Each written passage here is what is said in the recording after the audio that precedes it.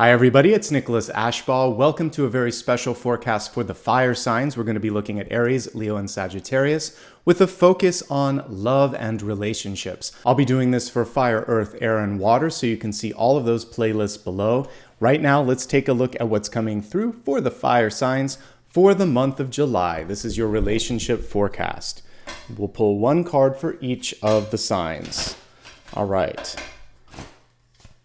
Aries, Leo, and Sagittarius. All right, Aries, you got the Hierophant in the upright position, and this is all about spiritual depth. It can also be about organizational structure, traditional values, and wisdom. All of these things for existing relationships can actually be really good things. It's the glue that keeps things together, having common interest, having organization, knowing who's doing what. But there could be a chance to flex a little bit there and have some spontaneity. So know where to kind of follow the status quo and the rules, and then have some fun, because this is very regimented, very predictable. And one thing that I'd like to encourage you when we see such a rigid card is to know where and when to have some fun, where and when to give up the reins of control and say, yeah, let's give this a shot. This is unexpected. And see where that takes you, basically. For those of you who are single and looking for love, when I look at this card, the message that I get is that it's really about personal growth this month. The person that might be coming into your life is going to be attracted to you because of the work that you're doing on yourself. Getting your life in proper working order, anything from financial to physical to mental to just getting your space organized. All of that stuff is actually going to help you attract someone who's done the same work. Like energy attracts like energy. Spiritual or educational endeavors can also bring in somebody, because this is a usually very learned person, wise person, whether it's from this lifetime or past lifetimes. This is usually someone who you just have a lot in common with, and you get that sense that there's depth. So whatever you can do this month to cultivate that depth and that sort of inner knowledge in your life will help you bring in the same energy. And finally, if you're looking for love, it could be unconventional in a different package. There could also be something that is contradictory. A lot of times when I get the Hierophant or the Hermit, we can see someone that's an old soul. Or there's someone that is older, but they have youthful energy. Something is belying the appearance, and you're being asked to sort of step outside of the expected this month. Now let's move along to the messages for Leo. We have the Eight of Swords coming through for you. And with this is about liberation, opening up new doors, and for many of you, the ability to step away from something that just doesn't serve you. So let's talk about existing relationships first. If you're in an existing relationship, whenever I get Eight of Swords or Two of Swords, there's always a chance to have more open conversations, to work on validation and acknowledgement, just gratitude as well. So your other partner or you may need to sort of hear thank you, or I see you, or I appreciate you a little bit more, because sometimes you feel like you're just not paying attention to me. I can be in the same room, but you're not really reading what's going on. So I would say lead by example here if any of that's going on, and just open up the floor a little bit and let them know that there's an opportunity for improvement, and also that you want to know more about them. It's always good to start with a question. How are you doing? What's going on with you? Or what do you think about this? So invite that sort of openness in the relationship, and I think that would be a great start at creating more depth, more trust, and really kind of reconnecting with the one that you love. So typically this card would have a person that's blindfolded, and they would feel like they're kind of painted into a corner. What I love about this is you can see even more clearly than the traditional Rider-Waite that there's always an open door. There's always a way out. In fact, this almost looks like a bird cage, but there is no top to this. So the bird could fly up, or it could just walk out. So one thing that you want to do is to allow for you and also for your partner to have a little bit more freedom. Open doors, don't close them. Open up communication, don't close it down. Pay attention to things that are exciting, or even things that are a little bit, scary. Talk about the hopes and the fears together. That's what a relationship is about. So this is about opening up, seeing, validating, listening, and connecting. If you do this month, you have a chance to deepen and enrich in a relationship. If you don't, it feels like things are just kind of closing down or shutting off, and we don't want that to happen. So this is a time to really engage and see what's possible. open up doors. And maybe for some of you, you are feeling too regimented. It's interesting that if we take a look at just the overall energy for all of fire, there's a lot of structure with the Hierophant and the Empress, and then we have this breakthrough or breaking out energy that's coming through for you, Leo. So this month, it's really about breaking down barriers and breaking through expectations, showing your true colors, all of that, okay? So for those of you that are looking for love, this card is saying, shake up the routine a little bit. And also, I'm all for specificity, but sometimes you can put so many constraints on what the partner needs to look like that it gets very difficult for someone to meet up to those expectations.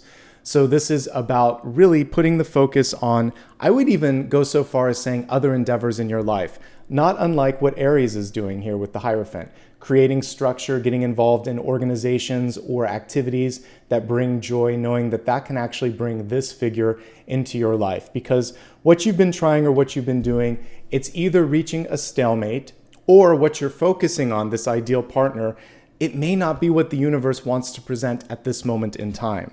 So one thing that you can do is get really comfortable with who you are, love yourself, accept yourself unconditionally, create things in your life that bring joy, bring satisfaction and fulfillment. And as you start to get to the point where the fixation isn't so much on someone else or something else, it just shows up. So this is saying go within. Anytime, Two of Swords and Eight of Swords, it's saying don't focus on what's around you. Focus on the inside. Focus on internal development, internal healing, all of the things that in your life just bring you that sense of safety and structure and satisfaction. And that will bring something in. Also, look in a different direction. This Eight of Swords, this bird could just fly up or could just walk somewhere different. So by changing your course just a little bit, even in how you schedule your day, if you normally go for coffee in the morning, do it in the afternoon. If you always go to yoga on a Tuesday, go on a Thursday. Just change things up ever so slightly, because that slight deviation could bring about a synchronicity. It feels like you're too caged into or too locked into a particular way of seeing, being, or doing something, okay? And that is my advice for those that are looking. Again, with this opportunity to just open up or loosen up the energy a little bit. Hopefully that's exciting and inviting for all of you. Now we're going to move along to Sagittarius. We have a very nurturing card here with the Empress. Some of you may be focusing on family. So this is a nice way to begin here. For those of you already in a loving relationship, the Empress card comes through as a reminder that this is the perfect time to take care of each other, to focus on children. We see definitely the beautiful maternal energy coming through on this. It's a very fruitful card, so anything that either you and or your partner put energy into, we start to see a return on that. Love that. Love all aspects of that, in fact. So I like what I see here.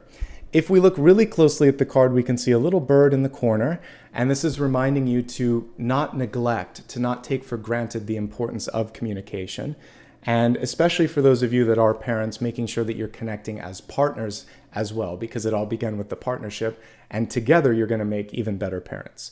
For those of you that might be in a new relationship, but you're focusing on that, this can also represent power dynamics, and remembering that there's a fine line between, like, let's take children out of the equation. Let's just imagine that there's just two people. Sometimes we can enter into that paternal or maternal energy, and we want to make sure that we're empowering our partner to be independent, breaking down any codependent sort of tendencies, and also breaking down any need to sort of control one another. So really focusing on that feeling that you can do it, that they can do it, and that you're there for each other.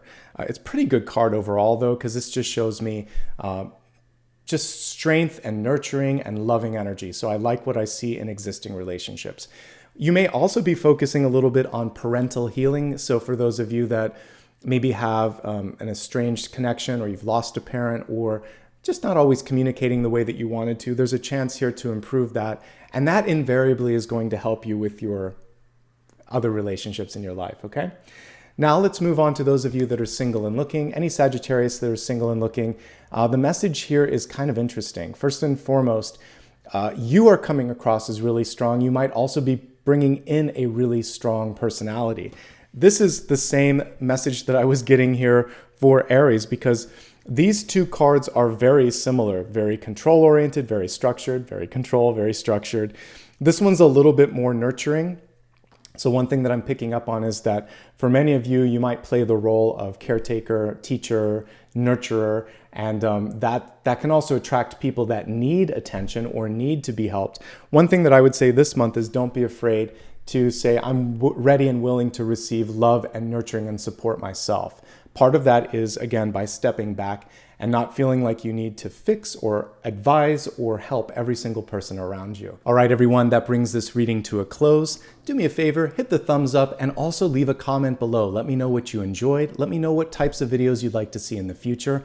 That's how this video came into being. Remember, I did this for all of the elements and all of the signs. You can see the links in the description below and also a pinned comment as well. All right, everyone, I'll see you soon. Have a great day.